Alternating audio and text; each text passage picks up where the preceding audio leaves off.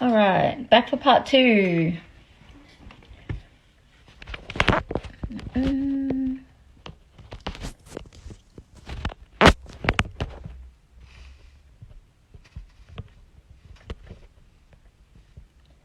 Here, oh.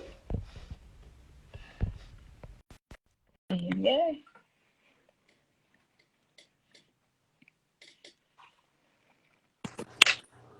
Hey, sideways. Is it? Oh, I gotta put it up. Right. Let me figure out how to orient this. So Yeah. terrible. Yeah. So I was gonna say, do you want to talk a little bit about Despair Anthems and how it came about, and Yeah. what it is? Give me 1 second to orient this camera. Yeah. I love that you switched from a bong now to a. Is it a cigar? Yeah, I was trying. I ran out of weed. I love it. It's like living. This is clear COVID living. Everyone's just embracing who gives a fuck. I love it.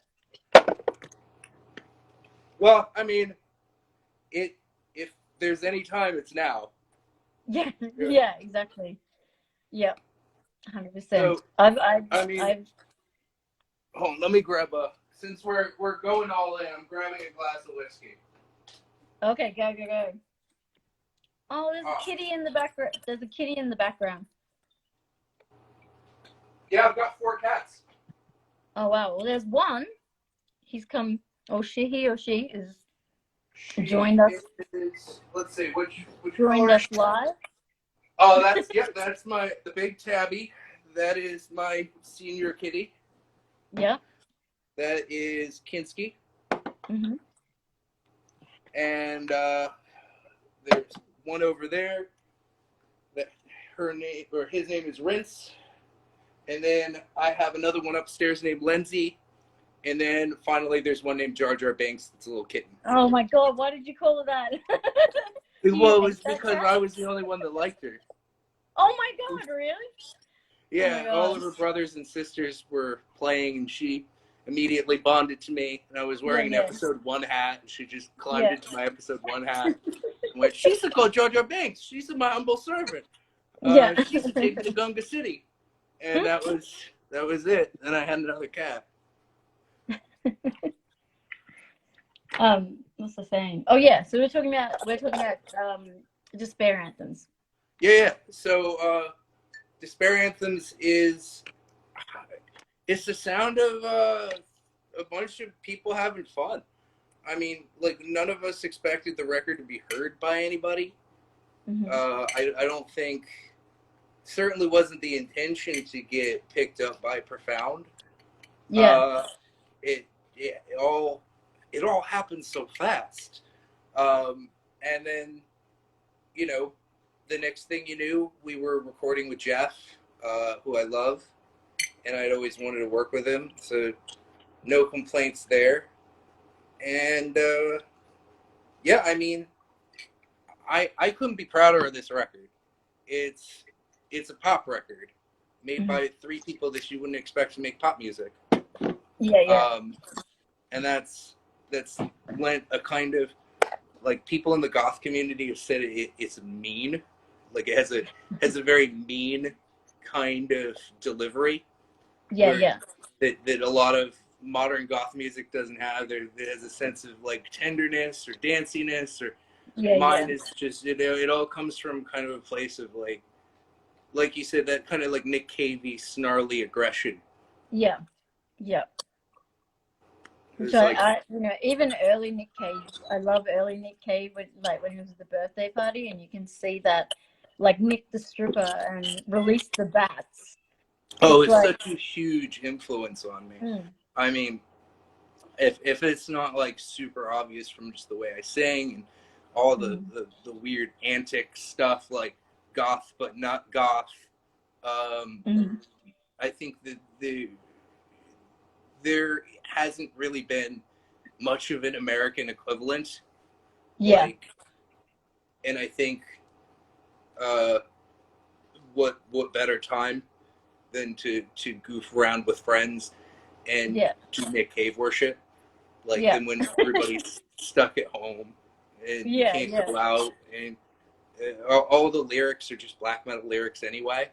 So it's like taking black metal lyrics, putting a Nick Cavey baritone spin on them, taking death metal riffs, and then putting kind of a post-punky, uh, recontextualized spin on them. And, you know, Craig's mastery of atmosphere kind of rounds everything out. And then Mm. it's all overseen by Jeff, who's, you know, whose ears are perfectly tuned to this kind of stuff. Yeah. Yeah. It all is like, it's kind of like taking butter and garlic and salt and Yeah. like a little bit of Parmesan cheese.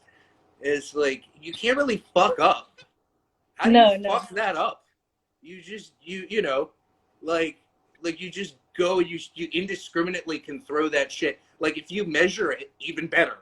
But Yeah. like Yeah. Yeah. even if you're just dicking around, it's 3 a.m. and you're drunk, you're like, fuck it, I'll throw these ingredients together. We're gonna hurt, and it's always gonna turn out somewhat delicious. That was kind of Yeah. how I Yeah. viewed it. Whereas like you work with an excellent cast of musicians that you admire, and you don't need to worry about ego, because it's like I get to work with people who I know are better than me. Yeah. Yeah. Someone was saying in one of these interviews, always play with people that are better than you. What'd you say? That was what I'm trying to think who it was. Um in one of these interviews, someone said like the biggest piece of advice they would give is to always make sure you play with people better than you. Oh yeah, that's my. Uh, I mean, it's a real low bar with me because I'm not much of a musician to begin with. But Yeah, yeah, I'm real fortunate that through the internet and sheer luck and tenacity, I've been able to work with a lot of people that I really respect, and I get to continue to work with people I respect. Like that Crinkles thing, I'm working on a thing with John Darnell. I'm working on, like, I got to score that movie that's going to Cannes. Uh, yeah. Can you say what movie that is, or it's can called you The say Last what? Hillbilly. It's a Yeah. documentary. I scored it. What happened? The story of this movie being scored is many years ago. I got contacted through Bandcamp by the director, who said, "Hey, I'm a filmmaker. I love your music. It's very inspiring."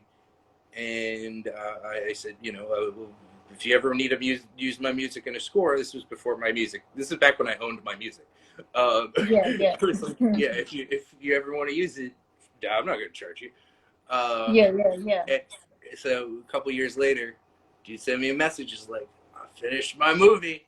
I'd love for you to score it if you're still Yeah, down. And I was like, oh okay. I didn't know what would come of it, and it turned out to be serious. yeah, And I got the option to pick a area I wanted to record. So I got to go on Airbnb and pick a place that had a hot tub and a bedroom. And I was like, pick this place. I'll pick the place where we have a hot tub in the bedroom.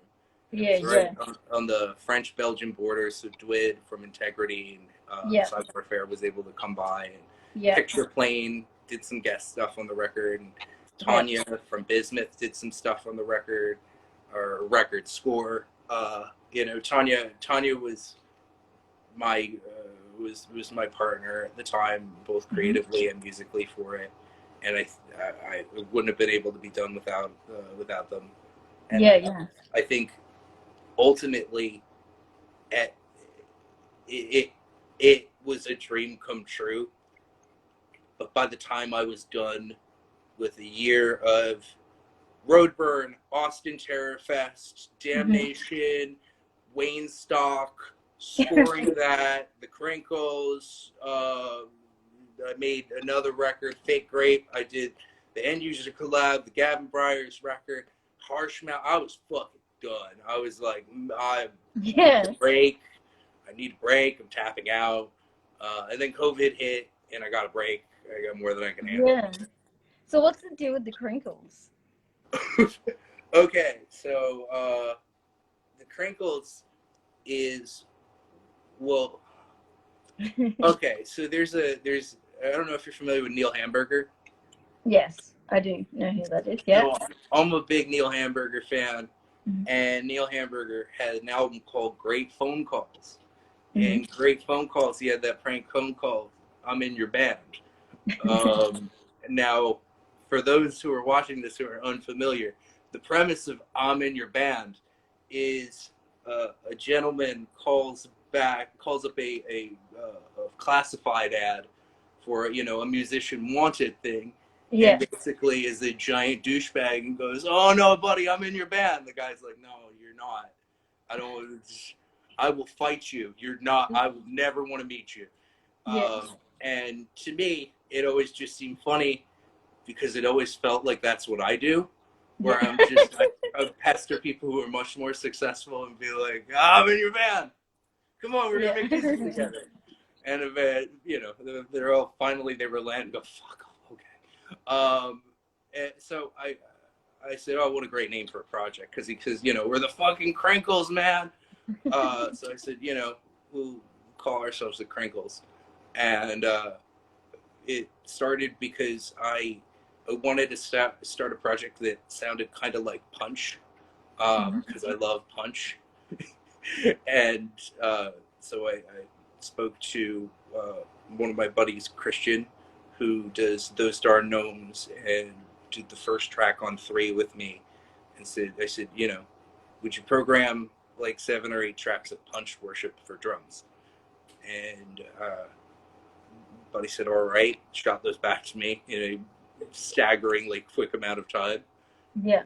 I tend to work with people who are just geniuses that, you know, so I'm like, all right, cool.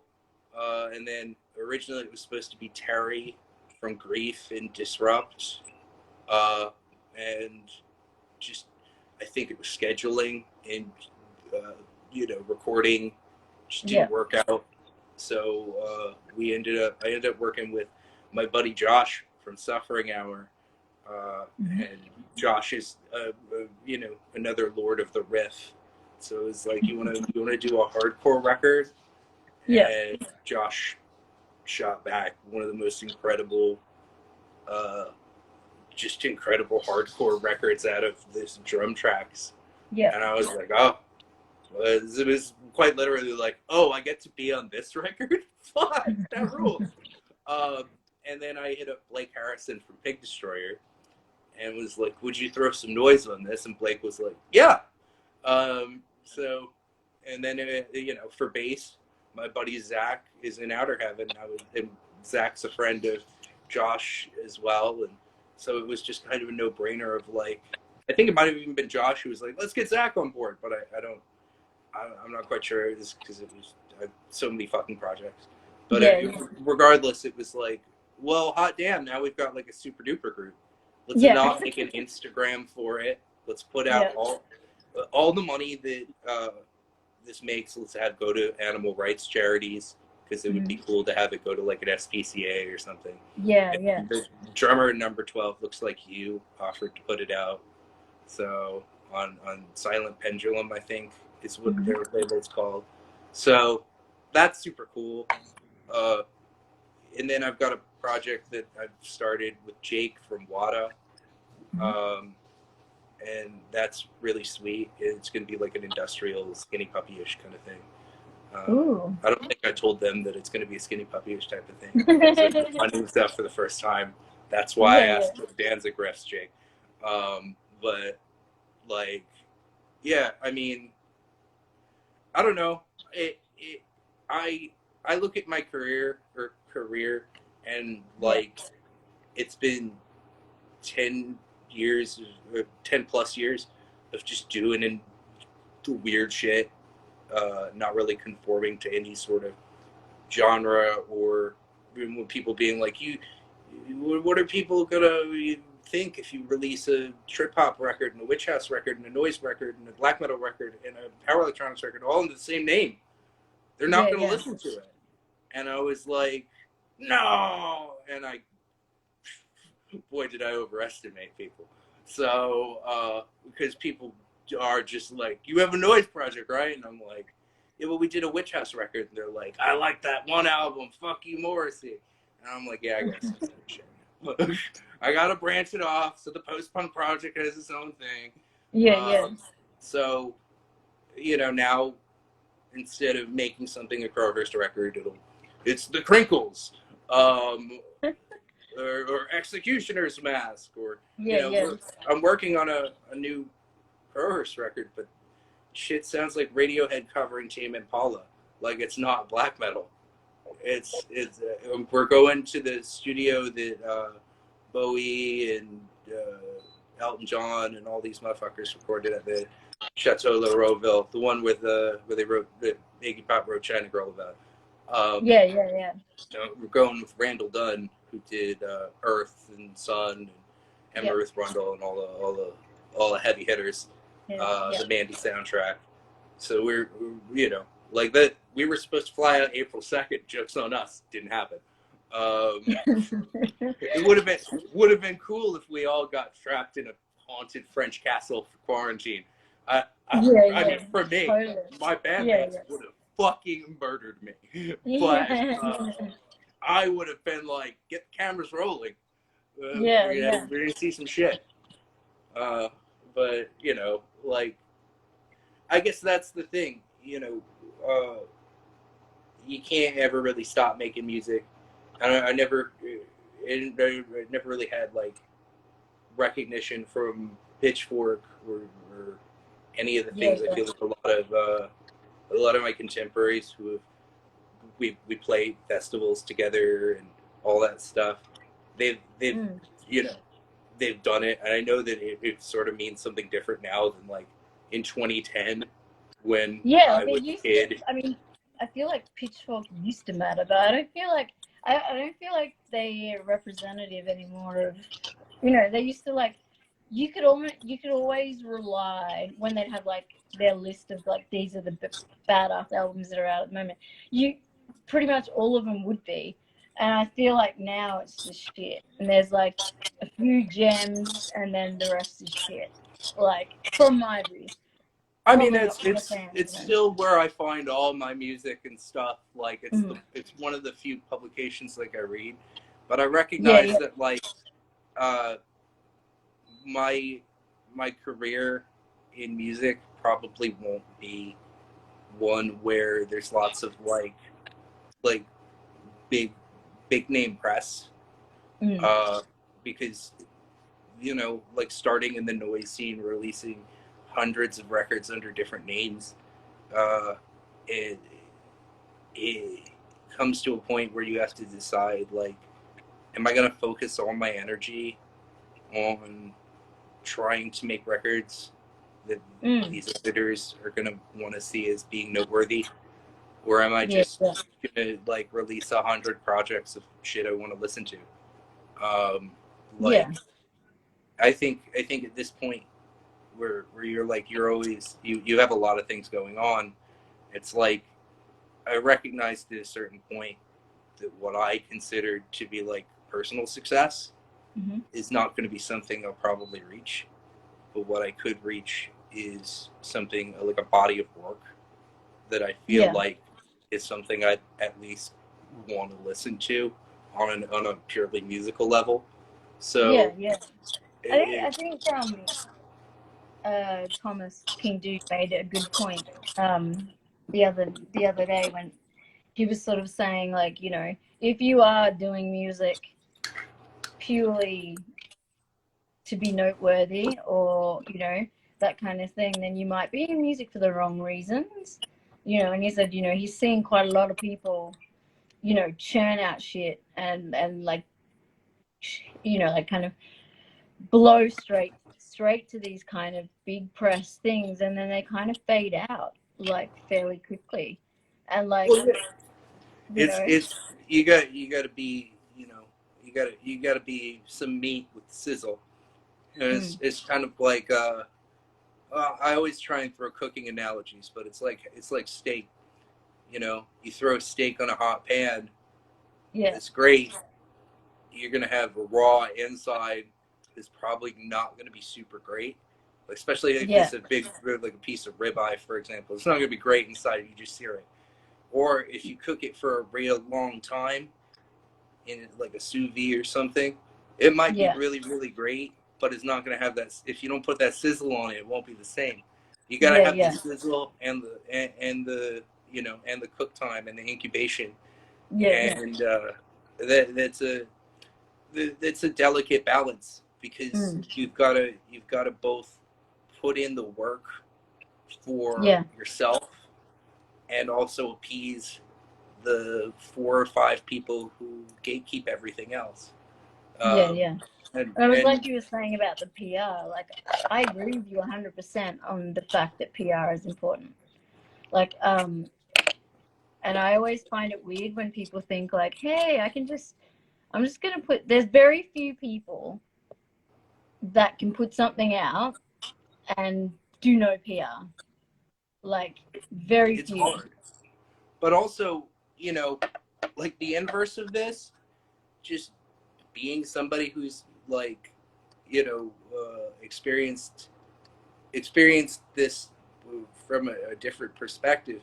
How many publicists have I found that are like have the actual power to break through uh, Yeah. to the level who are not white, Yeah. who are not Yeah. very few publicists that aren't white, and they're certainly pitching to editors who Yeah.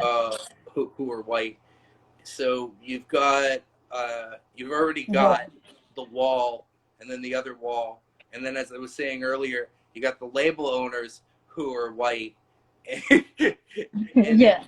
you've got stories where I always like to throw it back to fucking Spike Lee back in the 90s. I think it was 97. No, I think it was 2000 when he started, after he released Bamboozle, because he was so frustrated. And he was like, I'm going to go away because I'm not going to continue to give the press the stereotype. Like, they Yeah. only Yeah. want to cover me because when they get to cover the angry black man. They didn't want to cover me when I was writing about the community or I was making valid art like the rest of my peers. They only wanted to cover me when they knew that they had an image that white audiences would be able to digest. Yeah. It's like you look at a lot of artists of color who are making groundbreaking work, and a lot of times they have to be pushed to radical levels in Yeah. order to get covered, where you've got artists that are making music that is musically radical, that doesn't necessarily need uh, to have a figurehead that can be turned into a cartoon character. Mm. Sometimes, I feel like a lot of the like a lot of the that's why there's such a huge influx in bands just making their own record company and putting their own shit out because they're sick of like they're kind of sick of this shit of like not being able to get the right representation or that kind of thing. So like I'm just gonna put it out myself under but you this still have under record competition. label. Like that's the thing. You put it out yourself, but then how are you going to get a publicist? The Yeah. publicist that's going to help you push that, and then Yeah. how are you going to get distribution, and then how are you going to do fulfillment, and then how Yeah. are you going to Yeah. and then how are you going to do all of those things in a way that isn't going to compete with another label that's bigger, like Yeah. another artist that is equally deserving, but happens to have that major label push. I grew up listening to Inter Arma. Inter Arma has been around since I was in high school. Yeah. Inter Arma released Soul for English the same day as 3 last year, and then Despair Anthems is getting released on the same day as their covers record. Yeah. And it's like I love Inter Arma, but market wise, like we're releasing on the same day as them, and I know that they're on a bigger label than us. Yeah. So editorial power is probably going to dictate that those people will get the get the coverage. Yeah, And much more. Yeah, imagine now if I wasn't on Profound Lore and I didn't have the power of a label that had enough established success, that yeah, with a publicist that already has had enough established success, I'll be able to get some coverage. yeah, Without, yeah. if I ran my own fucking label, it would be impossible. And yes, there's so much involved. I mean, even when I do PR stuff, I get roadblocked. I'm not going to name names, but like I get roadblocked just purely because I'm a female. And it's like, oh, you don't know shit about these things. You know what I mean? And like, so some editors will just completely ignore me because I'm female. It's I And it's like, don't understand how that's a sustainable model. no, and it's insane that like still that becomes an issue, like, and then yeah, like there's just so much of that shit still happening where with noise stuff and industrial, no problem. Everyone's keen to talk, but if it's anything to do with metal or any, they're like Worst genre. they're like females, like like it's kind of like I get that kind of a bit more of a, it's always more of a bitch fight, literally, to get them to be like taken seriously because they're just like, but that is a problem with metal, and I've said that for like fucking 15 years. Just to attend a metal show, like in general, it's like, oh, you're only here because you fancy someone in one of the bands, or you don't know your metal, or like you're wearing a particular shirt. Do you know all of the releases? Do you know all of the names of the people in the blah, blah, blah? It's like that doesn't get asked of men, but it definitely always asked of women. It's horrible, and it is one of those things that if there were no women, they would start asking the people of color. And if Yeah, there were no people of color, they would start asking people who looked queer. It's yeah, like straight white people who like aggressive music tend to want the scene all for themselves. yeah. It's the same with hardcore. Like old school hardcore was the same. And yeah, it isn't. I think it just comes down to a power thing. Mm. Like I've had artists speak for me that were very clearly speaking much louder than I was. Yeah. I'm saying things that were diametrically opposed to what I believed. Yeah. But they were speaking for me. And they didn't quite understand why that was counterproductive to the whole giving representation and a voice to people who are not white or perhaps like the targets of the NS people. Yeah. Like, there is a problem with the whole gatekeeping thing in general in metal, but as I've returned to the goth is my roots. Goth is I grew up listening. I mean, all of Crowhurst is Marilyn Manson worship. Oh God. From 2 on, it's like, oh cool, how can we fuck Manson? Antichrist Superstar, what a fucking album. What'd you say? And Antichrist Superstar, like what a fucking album. Oh, and even like Mechanical Animals is so fucking, there's some fucking dark shit on that album. And I remember Sarah from Youth Code writing, I think she wrote an article, I forget for what publication, she wrote an article saying why Marilyn Manson's best album is Mechanical Animals. And it's like, it's a fucking dark album. And you kind of like, you don't realize, like, I guess people don't realize it. And people love to take the piss out of the guy. Like, if you say you like Marilyn Manson, it's like you're automatically like, really? oh yeah.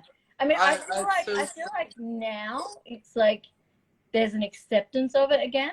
But like there was a period where it was like, oh, you like Marilyn Manson, you're like a hot topic goth. You know what I mean? I don't know. It's like to me that's kind of like I'm not a Zeppelin fan, but I like a couple of songs, but I've never been like. I respect it. Like I mostly I think Led Zeppelin, Marilyn Manson both have equally make funnable parts.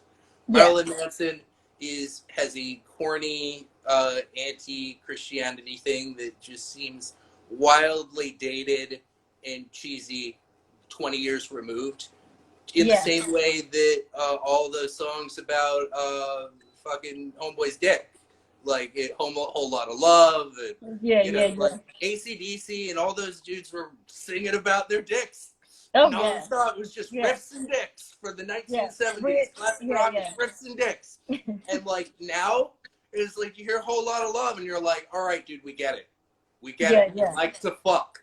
I mean, I love AC/DC, like AC/DC to the left, like, you know, amazingly, and probably because it's almost in all Australians' blood to like them. And it's like, but you're right. It's like big riffs, dicks, booze, and chicks.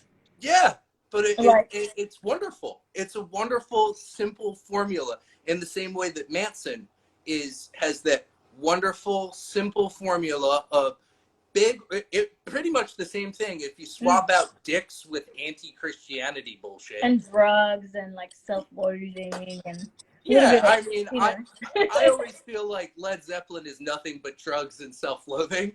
Like, I mean, and Stairway to Heaven, like I'm still like, what? I mean, I love to, like, really get that. Instrumentally, it's so good. Can't like. There's some shit that I respected musically, I just can't get into it. And Zepp is one of those things.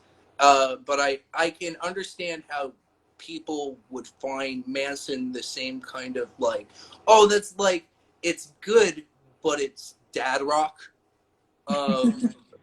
It is total dad rock. But I love that shit. And I think the goth scene, I guess maybe because the goth scene comes from that place of like, having to overcome ridicule, whereas black metal kids, I think, aren't self-aware enough to even recognize any ridicule that would come at them. Yeah, exactly. I mean, even like, you know, if you look like, you know, at Alice Cooper, for example, like at the time he came out, and especially with Welcome to My Nightmare, when he had the full, you know, makeup and stuff, like people didn't like it, and we forget that. At the time, people were like, he was like a Manson, like when Manson first came out. It was protests and like, you know, if your kids listened to it, he was a Satanist and, you know, like all that kind of stuff. I mean, I remember having a conversation with my dad who loved Alice Cooper and had heaps of records. And he was like, yeah, it's cool now. But he's like, when I was a teenager, like, it was bad. Like if you listen to Alice Cooper or even Kiss. Because it was like nights in Satan's service, you know what I mean? And it was like, that was bad, you know? Lyrics to Generation Landslide, lyrics to $1 Billion Babies, they're just as fucking relevant now as they were back in 73, 71, 72. Somebody in the comments can be on. But yeah, like the $1 Billion Babies is a potent record that I think still, it's more punk than fucking hell of a lot more punk than London Calling, you know? It's. I mean, fucking what's the one? Like Ballad of Dwight Fry. I fucking love that. Have you Ballad of Dwight Fry? The one where he's like insane in an insane asylum and like all that. Like fucking, it's amazing. And like Only Women Bleed, like love it. Like you know. But I see how that stuff. I guess to me, that stuff is all stuff that is super important to me in terms of like what I would say would be an influence in terms of like, I guess, how to make a record. That's why when I was talking about like, oh, when Kurhurst returns, we're going to the fucking castle that Bowie and Iggy Pop and you know, like Staying Alive was recorded there. Yeah, And yeah. I think, you know, that whole element of making records as a lifestyle is kind of a lost thing. People forget that, like, Bowie uh, Bowie released tons of records, and then when he wasn't releasing records, there were bootlegs and Yeah. studio compilations. You had people like Miles Davis who released 100+ records in his lifetime, and Bob Dylan, fucking, you know, record after record after record after record, you know, putting out shit like Self Portrait that was just like, they called me Voice of a Generation, so I decided to make the fucking most silly anti-hippie bullshit I could possibly make, and they still ate it up. I fucking hate them all. Why won't they just let me make my films in peace? Why do they gotta put words in my mouth? Like, poor guy. Fucking, like, puts out his first record in God knows how long, and Neil Young just has to dunk on him by releasing it. Like, classic, unreleased 1970s Perfect Period album, same day. Like, what a fuck you to Bob Dylan. Like, oh yeah, who am I going up against? Surely I'll beat anybody. I'm Bob Dylan. Oh, fuck, Neil Young. God damn it. Like, yeah, you can't you can't really, you can't fight that. like, It's who not. would think 2020, you look at the charts, and it's a war between Neil Young and Bob Dylan. It's funny, I was going to say, like, that you mentioned Bee Gees, and I for years I never knew this, but they weren't born in Australia, but they lived here for, like, they grew up here. Really? Yeah, they were like born in England, but they moved here like in 1955. That's So rad. they're kind of like, and all that shit started. Their whole thing started in Australia, but then as they became a big band, they moved back to the UK. You know, oh, King Dude is online. King Dude's watching, yo. Hello. um, I think, yeah, it's weird. The Bee Gees had that whole thing where they knew that they started disco, and yeah, they weren't 100% cool with it after a while. yeah. And I just, it's one of the great, like, rock and roll stories of starting this huge movement and then just going, fuck, what have I done? Like, you know, you release I Started a Joke, and then it becomes a hit, and you want to shake the general public and go, what do I gotta do? You know? Yeah. I mean, the amount of time they've had to play fucking Staying Alive or whatever, and they'll just be like, kill me now, kill me now.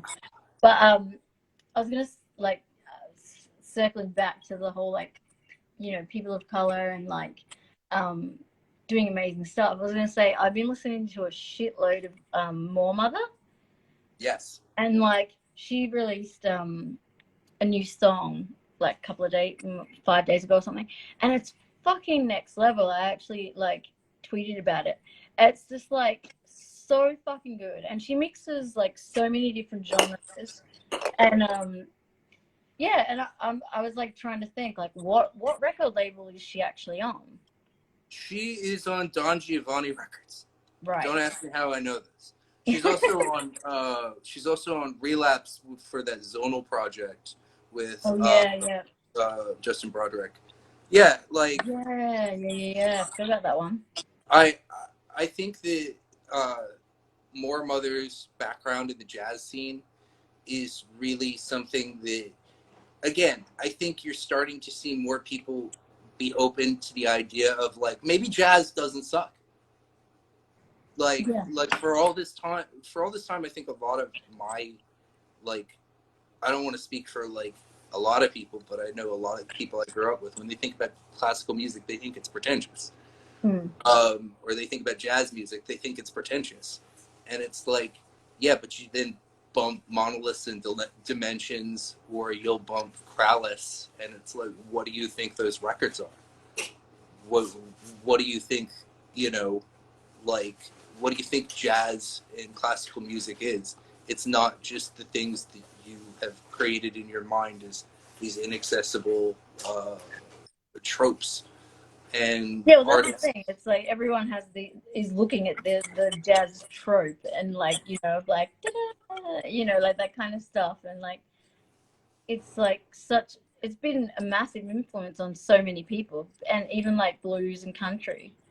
Well, and now that you're starting to see more, not just more artists like more Mother getting visibility, but on the other end of it, you're starting to see a lot more sample based hip hop that uses elements of jazz that's both traditional and non traditional, and you're Yeah. starting to see more heavy metal fans grow appreciations for things like Steely Dan that have strong Yeah, jazz yeah. overtones.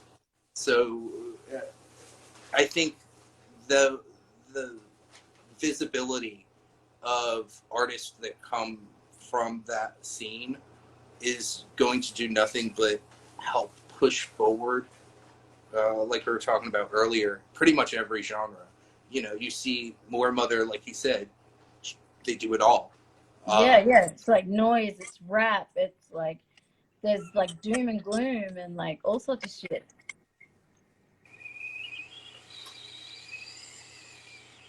yeah, it's the more you start seeing that become a normalized thing. What are you doing? Sorry, it's cat taking in a bag. Um,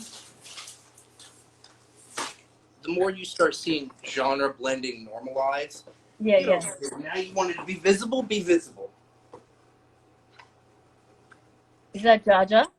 No, that's Rince. Rince is a lovely cat that I found walking back from getting groceries. This is Jar Jar. This is baby Jar Jar Banks. Oh, and he's like super cute. Yes, I love him. You love him, but you gave him the name of one of the most. I'm still hurt by this. She's the girl Jar Jar Banks. She's my humble servant. She's lead the way. Uh, but yeah, she's had her since she was what 4 or 5 weeks old. She's a good baby. Um, yeah, I lost train of thought because of the cats. But yeah, oh jazz, Jazz. jazz is good. More people should be doing jazzy shit. And I think Yeah, I even like think classical shit. Like people, I feel like people forget about like, well, white people forget, I guess, a lot about like, you know, like fucking Nina Simone.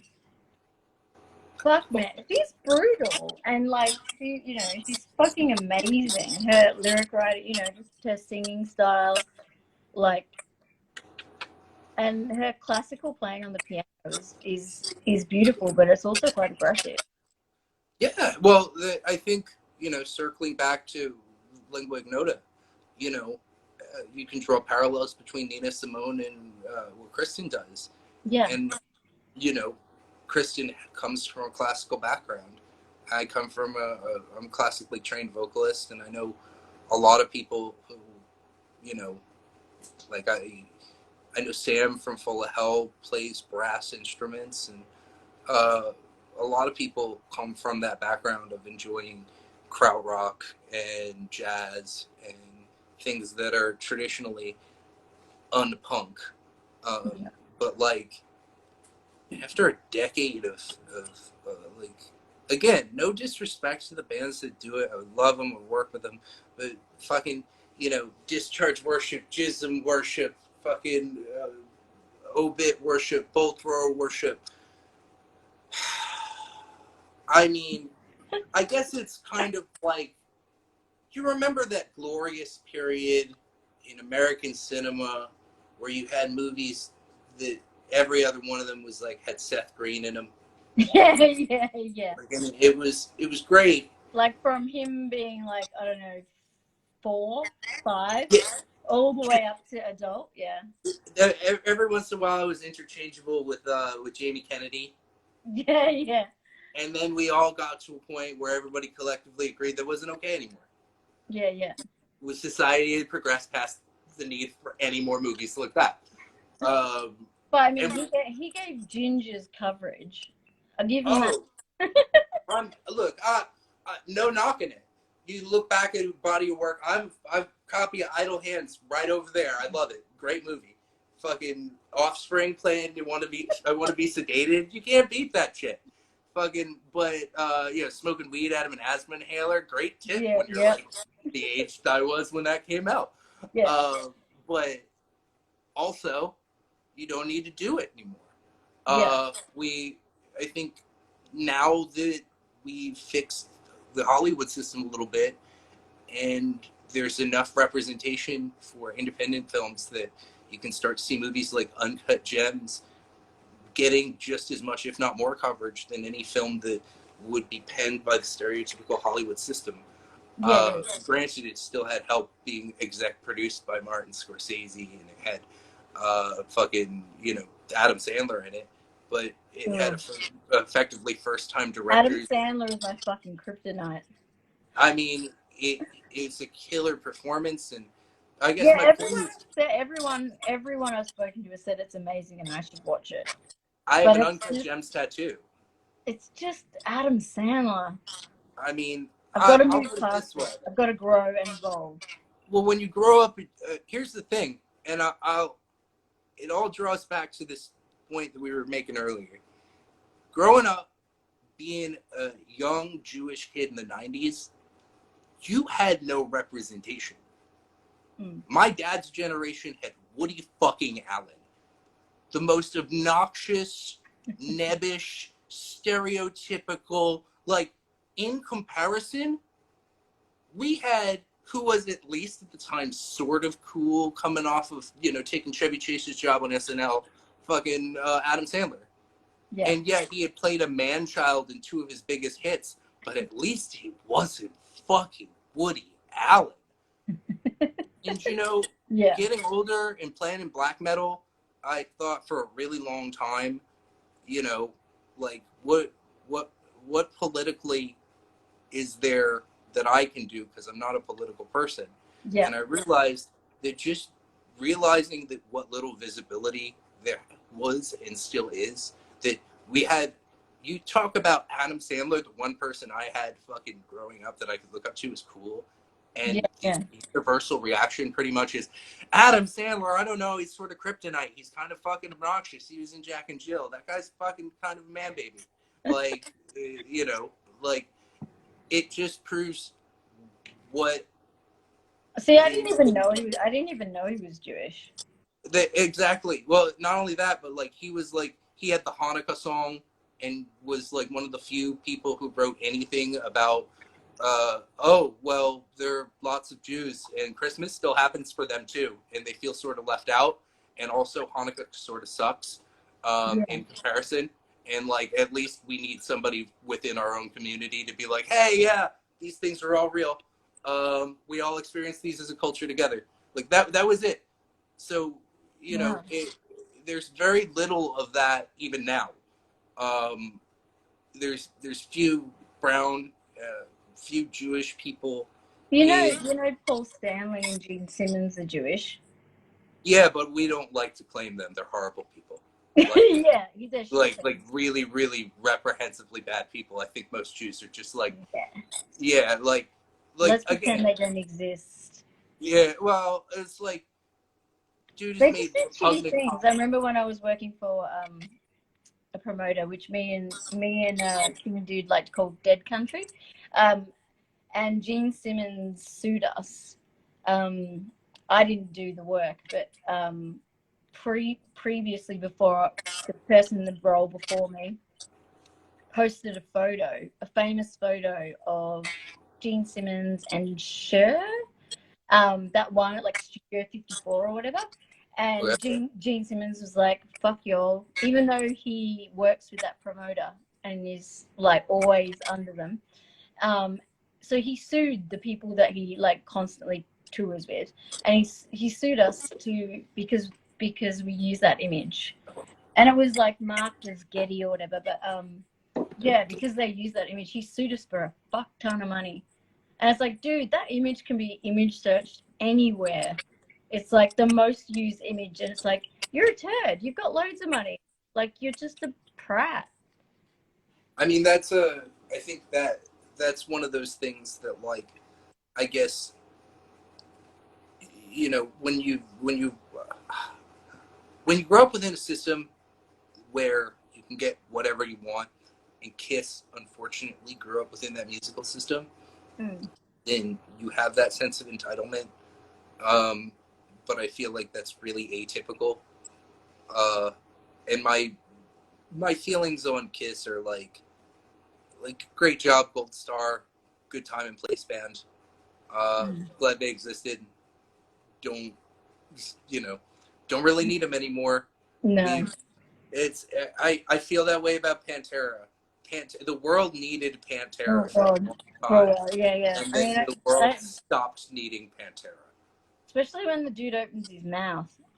Yeah, well, he opened his mouth back in the day and was still terrible, but like he helped introduce the world to, like, I Hate God and White Zombie, and gave a lot of people platforms. And like he helped push music and continues to help push music and champion musicians like Author and Punisher, and you know, like Author and Punisher actually tuned into one of these interviews a couple of days ago, and I was like, I saw him come up, and I was like, trying not to say anything.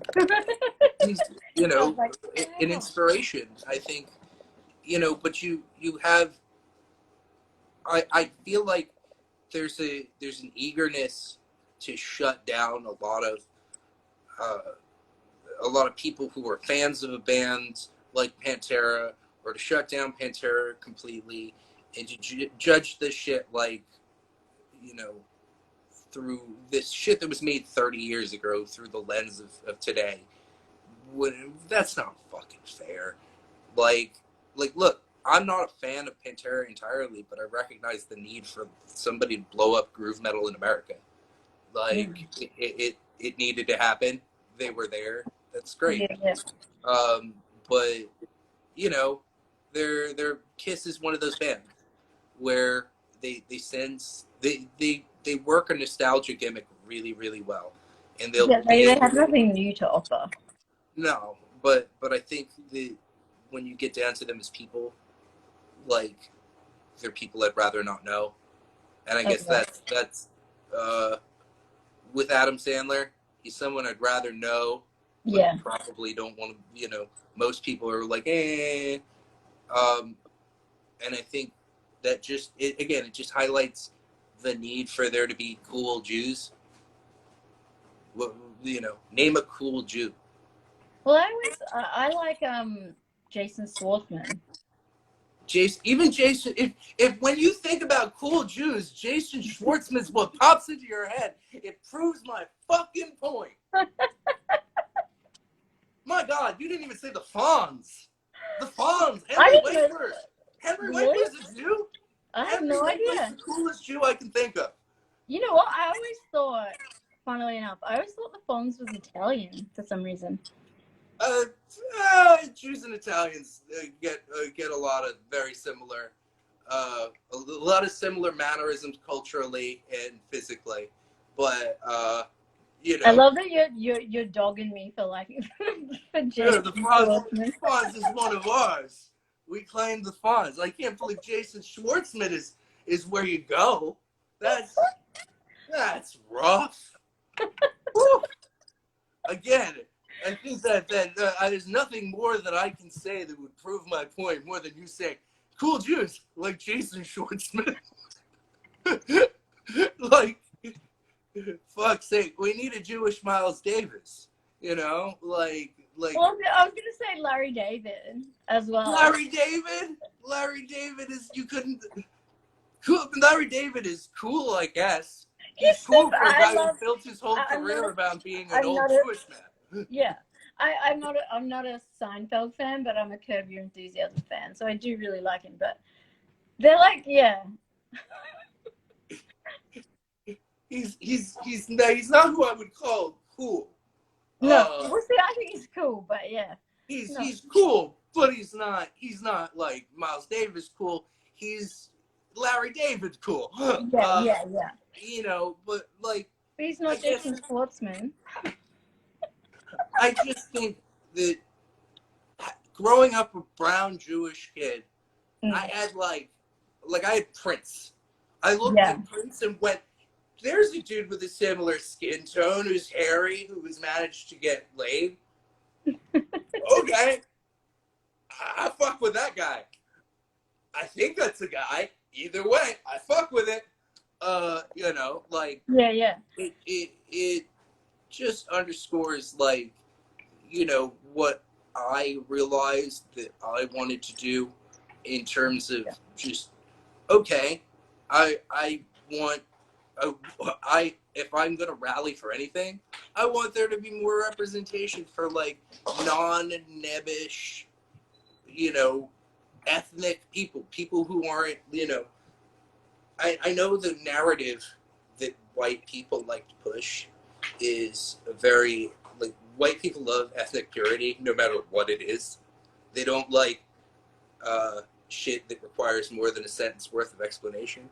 So you Yeah. can say like black or Arab or Muslim or Jewish, Yeah. or, but you know, like when people are like, "What ethnicity are you?" and I go, "Well, I'm half Armenian and half Turkish," which is already a bit of a conundrum in and of itself. They go, "So what are you, Middle Eastern?" And then you just go, "Yes, I'm brown. I'm brown. I'm Yeah. brown Jewish." But by that point, like, you've lost the fucking audience. They've Yeah. had to. They don't. You're just not a narrative. So there's no representation because there's no story. Yeah. So, you know, for me, it's like, I guess I want, and this sounds like horribly conceited, but if I could leave any sort of legacy artistically, it would be the hope that some fucking kid who is like me, who is like brown and Jewish, or brown and Muslim, or brown and, you know, didn't fit in terms of their beliefs or their sexuality or whatever, could Yeah. like go, "Oh, well, there's a fucking weirdo wearing, you know, suede creepers and checkerboard pants, with a band of queer musicians who, you know, are all doing their own thing." Yeah. Like, well, that's fucking rad. I like them. I identify with them. Uh, that'll make me golden because I didn't have that.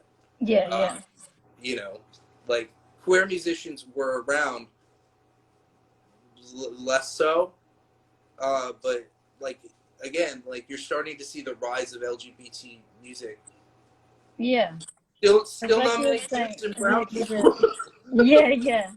So it's like, I as a person who's not queer, I can only say that like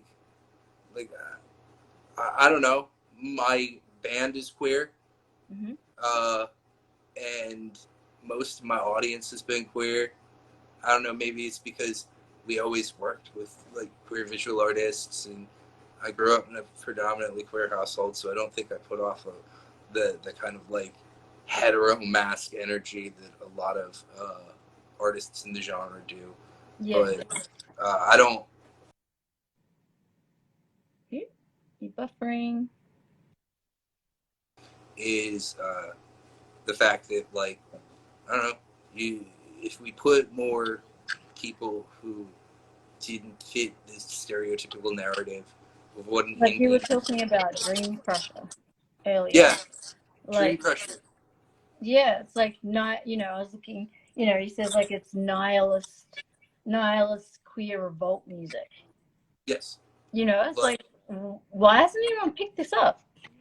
well, Pitchfork has written about it because, you know, Pitchfork kind of got hip to it a while ago, but like, there's still no labels that are really giving it the push that I think, you know, a lot of other, like, I would imagine Warp would probably do really well with it.